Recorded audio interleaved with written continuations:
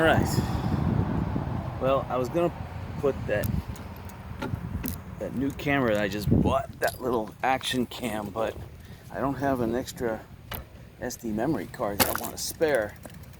So, I'm gonna have to wait. Maybe next week. So, videotaping using my Samsung A10, which has that tunnel vision when the video goes high speed.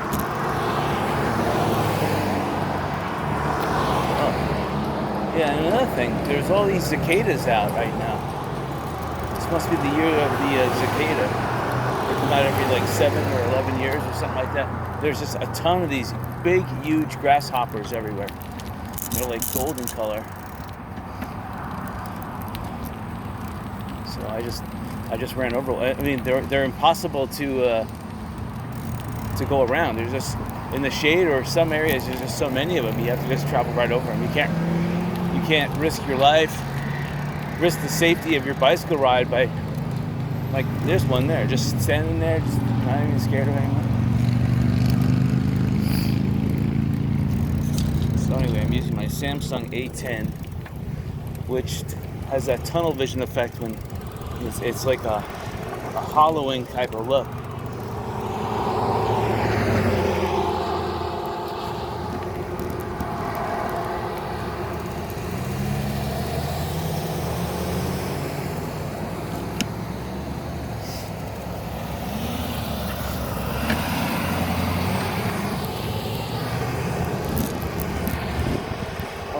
So anyway, I'm hoping the sound comes out because I had to flip. I was used to the Samsung S8, but that one was giving me the same type of hollowing effect. I wanted to try the A10 out. The A10 is like 2 years newer. I think they have I think Samsung's out with their 5000 line series. So I'm probably about 4 or 5 years behind the times, but I don't even know if the new line of phones allows action. It should, you think it, you know. Even if it was an interlaced video, I mean, that would be even better. But, oh well. It's alright. Enjoying the ride. I only pumped my bicycle tires up to 55 pounds. My air compressor, I don't know, it loses pounds. It like stays at 60, so if I can catch it right away, I might be able to get 60 in there, but the only thing good about that is that it prevents me from overinflating the tires, so accidentally popping the tires is overinflation, but oh well, 55 is alright. They were at 45, which is kind of low.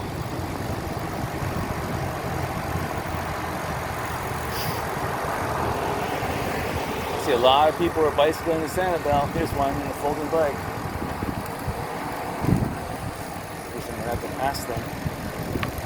It's a guy in a flat tire. I mean, his tire's pretty flat.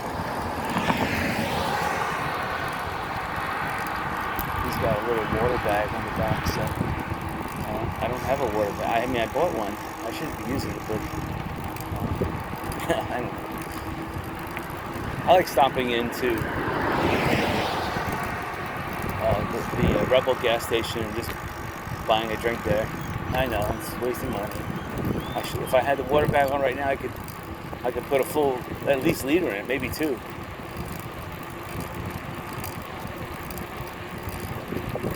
I should start using it. I'm just worried if I start using it, then it's going to get dirty, and I'm going to have to constantly clean it. But you know, that's a pink elephant type of fear. Should not be thinking like that. I should just use it. I bought it. So yeah, this GoPro camera that I bought, it's actually a Vivitar camera, a Vivitar GoPro, and it doesn't. The problem I had with it is twofold. One, I don't have an excess SD memory card for it, and 2, the only way it can mount on a bicycle out of its box is inside the plastic housing that gives it its waterproof housing. And the problem with that is the microphone then would be blocked, so you're not going to get any microphone, you're just going to get video. So I was looking through a box of video adapters that I have, and for whatever reason I have a box full of this stuff, but I don't have an adapter to hook a GoPro up to my bike without the external housing. I have all these external housings, but nowhere to hook a GoPro up to my bike without an external housing. Because this specific Vivitar does not have that mounting hole, that screw hole in the bottom of it. Well, a lot of my other GoPros have that. And unfortunately, all my other GoPros bit the dust, and I just saved the housings, so I gotta look again. I think there's another box in my back room that has some stuff.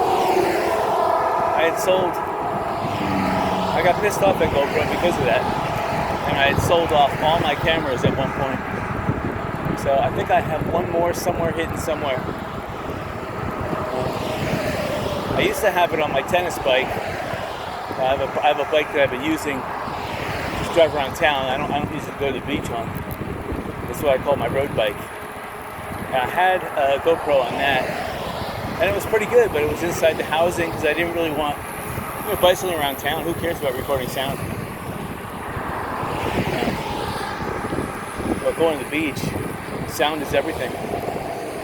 These guys are providing a little windbreak for me, so it is advantageous to be behind them because both of them are cutting the wind. They would say if you fall out of an airplane, make sure you have something that's falling in front of you that will break the water tension. Because over 100 feet, you're going to hit maximum velocity. And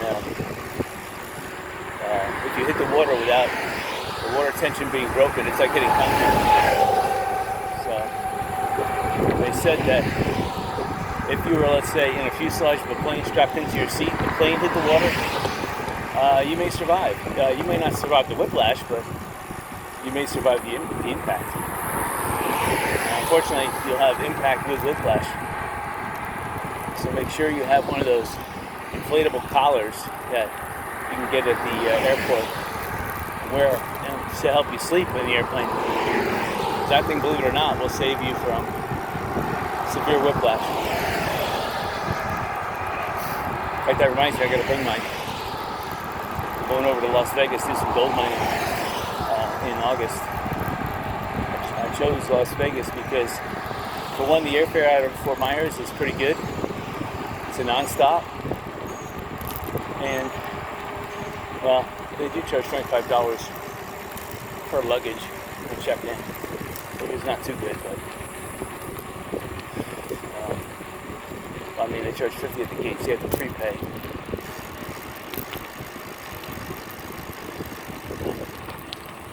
It's like they want me to pass, but I'm cruising right now. I'm alright.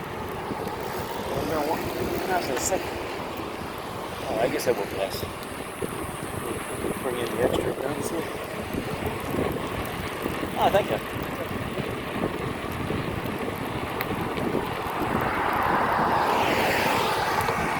I have it on high gear right now. This bicycle, for whatever reason, rides a lot better than my other bike is more expensive than this by far. But this one has a better cruising capability. And I do oil it. I do oil this bicycle fanatically because it goes to the beach. It gets sand all over the place. I don't even take the sand off it. And the shells are really making a mockery of my tires. I need to buy new outer rubber tires.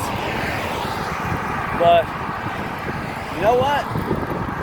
You don't fix something that's not broke. I just fixed the car repair, and I swear the mechanics did a lousy job. And now I have to live with a car that has bad acceleration because they say 2 of the ignition coils were bad. They charged me almost $1,000. And a friend of mine was saying, well, for that price, You should have got all 4 ignition coils and new spark plugs and an oil change and car wash. Shit. Unfortunately, I did not get all that. And that would have been nice if I did.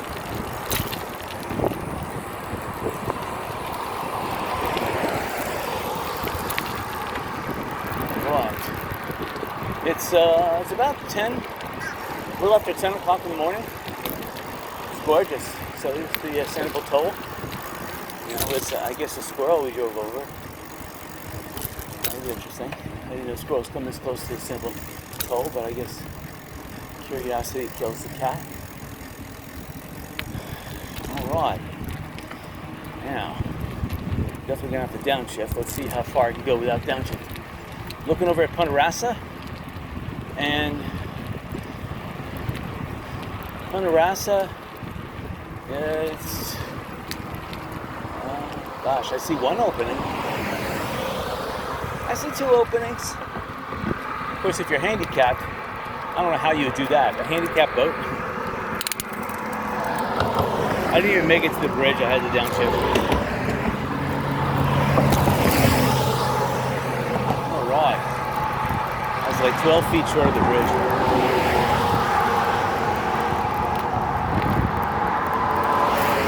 The cool thing about Ohio, is you have squirrels, and they're huge.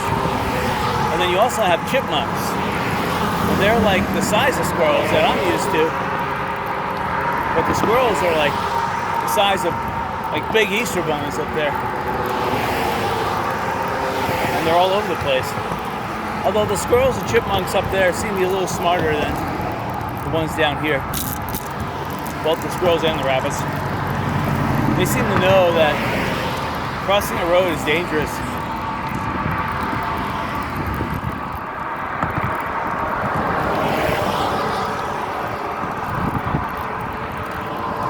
Alright, so those 2 people I passed, they are walking. They're walking up the bridge. I didn't think that was legal, but I guess it is. I guess if you hold your bike and you walk up it. I'm looking at the people boating, going under the Sanibel Causeway Bridge. Wow, there's some people here just moored right at the foot of the top of the span, just outside the channel. They're fishing. I mean, a lot of fish hang out by this bridge because it's a cooler water because of the shade of the bridge.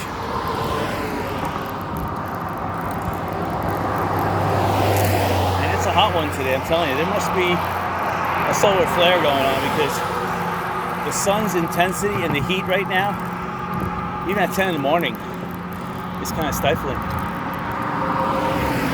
I expect this heat like around like 1 o'clock.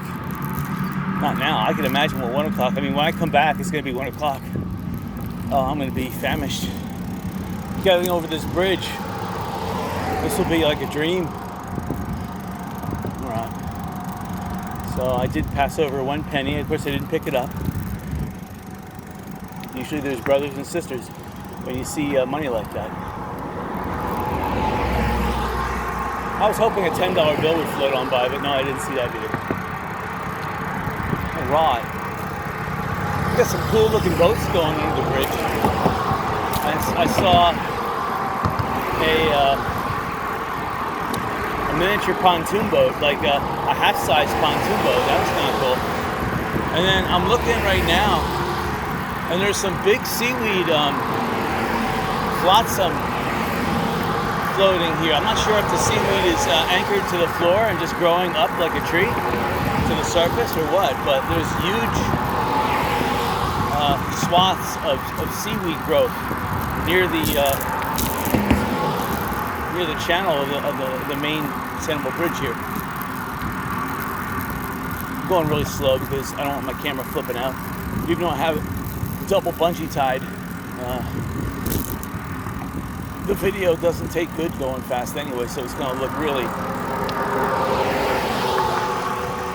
I've looked at my videos. I was dismayed that quality was so crummy. You think that after all this time, they would make an action cam from a regular cell phone, you know? I mean, you have all this like 1.8, 2.8, 10.8 megapixels, but they're still not action cams. So they take great still shots, great panorama shots. They take good video when you're moving less than 1 mile an hour. But above 1 mile per hour, you get this hollowing effect that makes the video just unbearable to watch. It's a shame. The only thing nice about the videos I take is that when you watch them, you could freeze frame them, and when you freeze frame the video, it's a beautiful picture because they're taking this is HD plus video, so it's whatever it is, 30 frames per second at high definition. So you could still it on any player, and it will show a beautiful picture. At least it should show a beautiful picture. I'm not sure. Okay, I'm at the first Causeway Island. I'm looking at it, and it's full for the time of day. There's more people on the Sanibel Lighthouse side of the Causeway Island than on the Pine Island side. But still, for this time of morning, people have opted for their optimal perches. They're not purchases, but their situation, their desired location. So a lot of people are just got up near the water, or some of those people that like the shade, they got their cars under the shade. That's the nice thing about this island. You got a lot more shade than Causeway Island number 2. So the only thing bad about this island is that the other island's got 2 bathrooms. This one only has little tiny porta potties. So if you need the bathroom, you're not allowed to walk across the bridge here. So that's why a lot of people like setting up on that other side of the island. This side has more like sandbars or mud flats, and definitely more shade. So if you want that, make sure you go before you come. And the nice thing about this island is that I think it's got better fishing too, this side, because it's got like sometimes more coral outcroppings where the fish like to go around too. Look at some pelicans hunting. I like how these islands are growing their growth, their green growth. All it takes is one tropical storm to rip this green growth down to bare land. That's the sad thing, because major storms happen. Well, they could happen every week, to tell you the truth, even twice a week. I think it was in 2006. You had four hurricanes week after week. That's not as bad as the 1530s, when the Spanish said there was a decade from 1530 to 1540. Every week of the year for 10 years straight, there was a hurricane. So, thank goodness, because if that was happening now, Florida would be devoid of population, or you would have the price of real estate would skyrocket to maybe $5-10 million just starting. And the homes would be made out of just like probably a foot or 2 foot thick of concrete everywhere. And of course, with the hurricane comes storm surge, so these homes would have to be raised between 15 and 20 feet above mean high tide. That's good. That alone will set the price tag high. All right, so going across the middle of this is the middle bridge connecting the 2 Causeway Islands. And I'm looking down the water. The seas are pretty calm right now. I'm looking both to the north towards Pine Island and to the south towards Fort Myers Beach. Here's another guy fishing. shade. Yeah, I would do that too. I mean, the intensity of the sun, unless you have a good a boat canopy, a good bimini top to block this sun. Today is one of those days where you wanna, if you're gonna be outside, you wanna be close to water, and that doesn't mean on a boat. That means you wanna be like the ability to jump in the water. Now, granted, if you're fishing, you jump in the water. Although you may have Gaia's revenge, and some of the fish that think you're gonna kill them will come and attack you.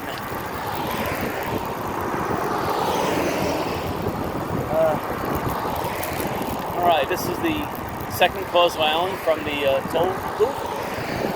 The Causeway Island nearest to Sanibel, and we're just cruising here. I'm looking at the shade. There is some shade here. It's a little more manicured than the other island. I like the wildness of Causeway Island number 1. So you have a little more rope. Yeah, you have to stay inside this rope thing. Some of the shade, oh man, people are definitely taking the shade, taking advantage of it.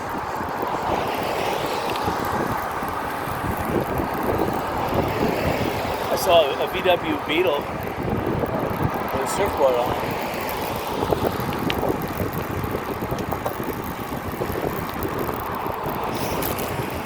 There's that the pontoon boat, that half pontoon boat out in the water.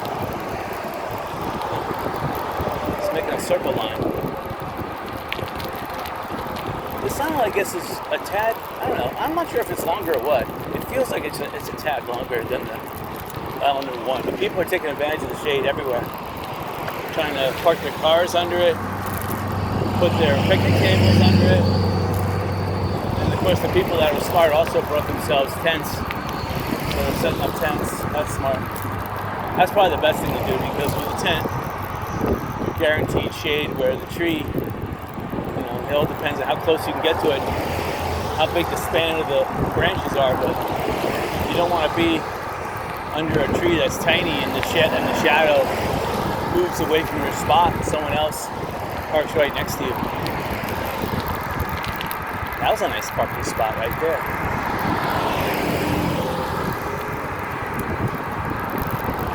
There are some clouds out today. There's a very high, I'm not sure if it's cirrus or just high strato, but there's high strato clouds with ripples, and then there's cumulus clouds, and there's 2 layers of cumulus. There's a low level, undoubtedly, because I'm sweating to death right now myself, and then there's a mid-level, like this cloud right next to me. So you have a low level moving underneath a mid-level, and usually, oh, here's the appendage that sticks way out. Alright, I thought it was on Causeway Island number 1, but it's on Causeway number 2. It looks like it doesn't look like it's high tide, so that sandbar has washed down a bit. So it probably needs another storm to build it back up.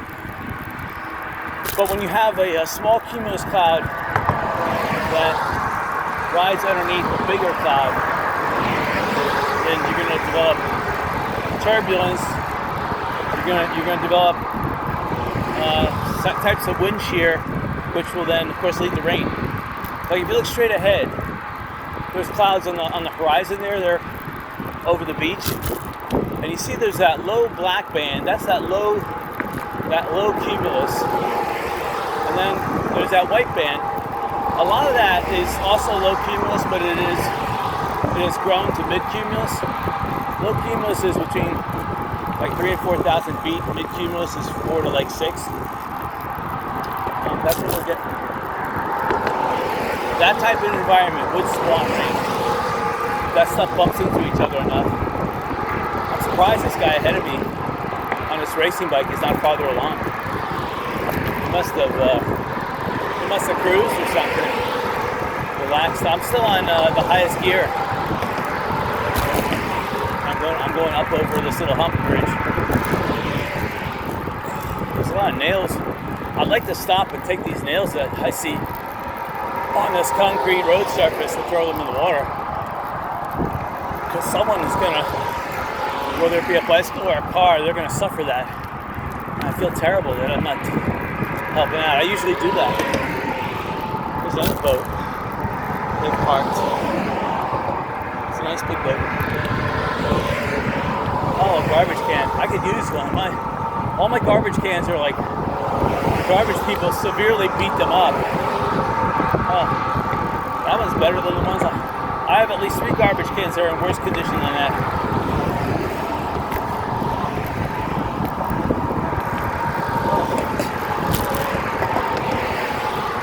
Yeah, that would have been a nice replacement for, one garbage can. The bottom of it is practically dissolved.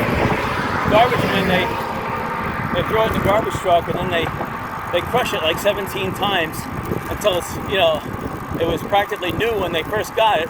They throw it in there, they crush it 17 times, give it back to you, and it's ready for the garbage heap itself.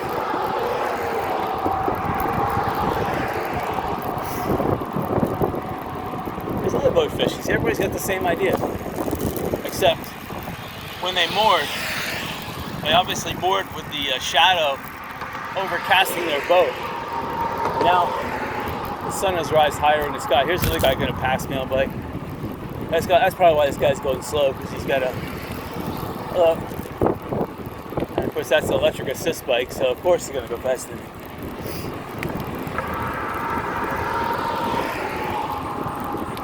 Alright, so we're entering Sanibel officially.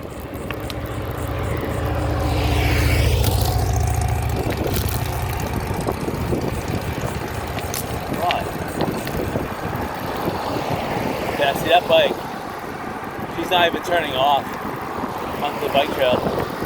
She must be going about 30 miles an hour on that bike. I'm not turning off only because I should.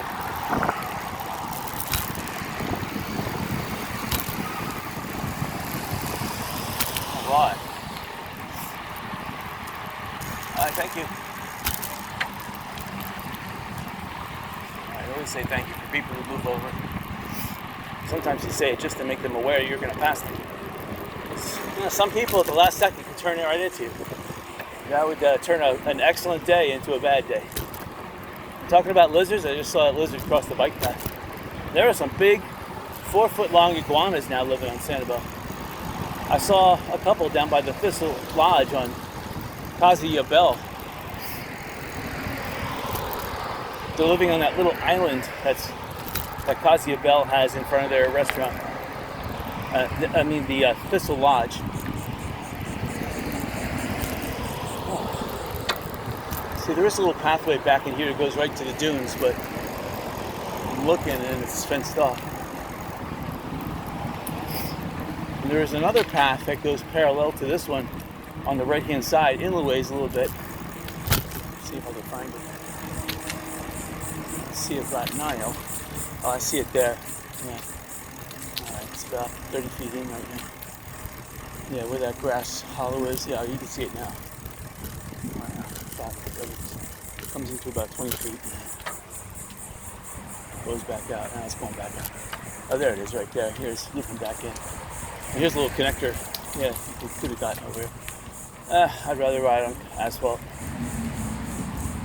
Actually, I was thinking about going to the lighthouse and driving down the beach. If the tide's low enough, that'd be a nice beach ride with the sun at my back. Yeah, I'm gonna do that. Or I could take lingering down to East Cove Drive. That's another option. Or I could take Beach Road. That's actually an idea. Maybe I'll take Beach Road. I've never taken Beach Road in a while. Yeah, why not? Yeah, I'm always looking for real estate offices. There's this real estate company, John McGee. He's snapping up all the real estate he can get his hands on. He must be doing really well. I'm envious. I'd like to rent his old locations, but I put a huge treasure on my way.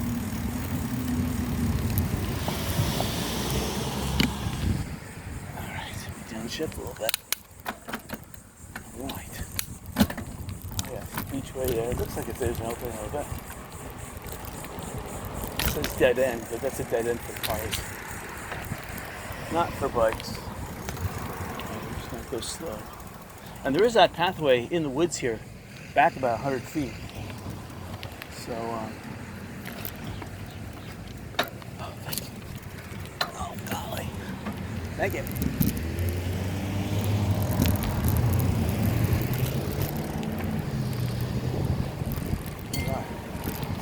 That's how you, that on the left is the entrance how you get into Remax, and they did a very good deal buying that piece of property. That thing's paid for itself 1,000 times. Yeah, so I've really only come down this road maybe 30 years ago, and it was a shell road then. This was one of the major thoroughfares to connect. It used to be Beach Road. Beach Road was in business before Lindgren was in business, and every time they had to fix the Lindgren Canal Bridge, this is the road they took. I'm disappointed though that they put a cul-de-sac in there, because it used to be a through road all the way.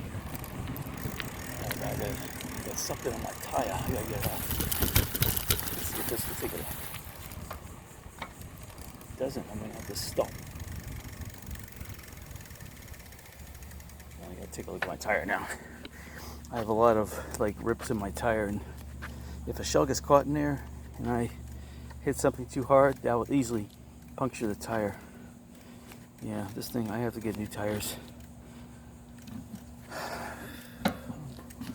And the problem is that last time I've been looking in the store, they always seem to be sold out when I get there. Hello. Well, this is a nice paved road.